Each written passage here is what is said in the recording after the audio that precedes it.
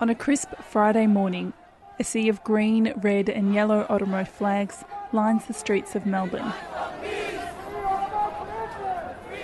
The city's Oromo community is demonstrating to draw attention to human rights abuses facing Oromos back in Ethiopia. The protesters halt trams and cars, chanting and handing out fresh roses with tags quoting Martin Luther King Jr.'s famous words, "Injustice anywhere is a threat to justice everywhere." The Oromo people are the largest Indigenous ethnic group in Ethiopia, but they've historically been marginalised and discriminated against by successive Ethiopian governments.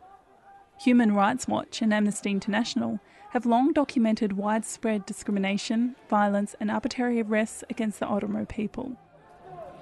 One young girl, who asks not to be identified, explains why she's come out to protest. I feel like I'm standing in solidarity with the Oromo people here in Melbourne and also with many other cities around the world.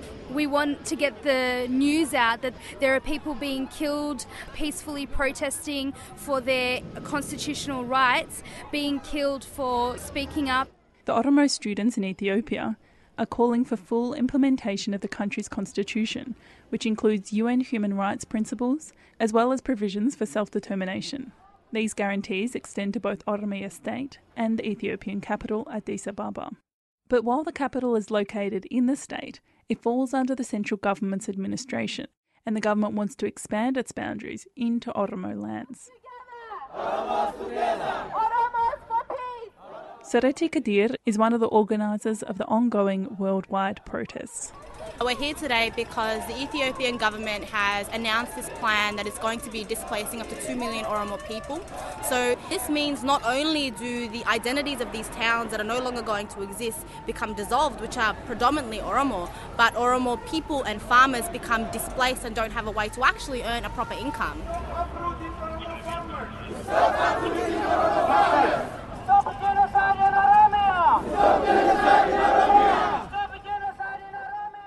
The government's planned expansion of Addis Ababa, known as the Master Plan, is just one of many such plans that has affected the Oromo region and forced the Indigenous people from their lands.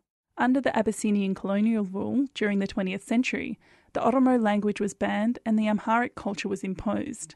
The ban was only lifted in 1991, as Toltu Tufa explains. This is not the first master plan. There's been a number of other ones, and this is the 10th instalment of the master plan. So the reality is, even though there's a recognition of Oromo provinces and regions, the fact that these areas will be transitioned away under the federal district of the Ethiopian government is essentially another form of recolonisation one more time, which has implications for language, for culture, lifestyle and economic and social well-being. Amongst the flags and roses, protesters wear white and black t-shirts with the hashtag Oromo Protests printed on the back, symbolising the powerful role that social media plays in this movement. In a country where press freedom is in decline, this has been a major tool to get information out. For 19-year-old organiser and blogger Sareti Kadir, the recent arrests of 3 journalists and 6 Oromo bloggers, known as Zone 9, is just more evidence of the Ethiopian government suppressing of dissent. It's been people who are blogging, people who are using Twitter, Instagram, Facebook, who have really pioneered this entire movement. And these bloggers have been arrested because the Ethiopian government's major tactic in making sure these things don't spread is a suppression of freedom of speech. The Ethiopian government argues the master plan will be a step forward for the Ethiopian people and the economy, and dismisses the recent unrest, saying the protesters are being manipulated by the media inside and outside the country. One of the largest protests in the diaspora was in Minnesota, which boasts an Oromo population of 40,000. The Oromo Community of Minnesota's Executive Director, Hassan Hussein, says the Ethiopian government often seeks to discredit protests in this way.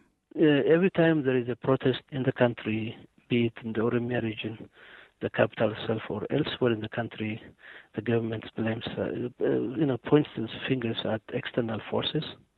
This has been the custom, the tradition of this regime since it came to power, rather than, looking at itself and trying to see if its policies had anything to do with why people go on a protest. Hussein says the situation is getting worse, with more crackdowns on the protests this week. The last 5 days alone, there were reports that in one city there were 152 people who were wounded in the city of Najo, and also in Nakamte, and another small town in Gori. And according to a report I received this morning, in the town of Nakamte alone, there were over 600 students that are detained. The Australian Oromo community is planning another protest in Australia's capital, Canberra, when Parliament resumes next week. Rachael Bongiorno, FSRN, Melbourne.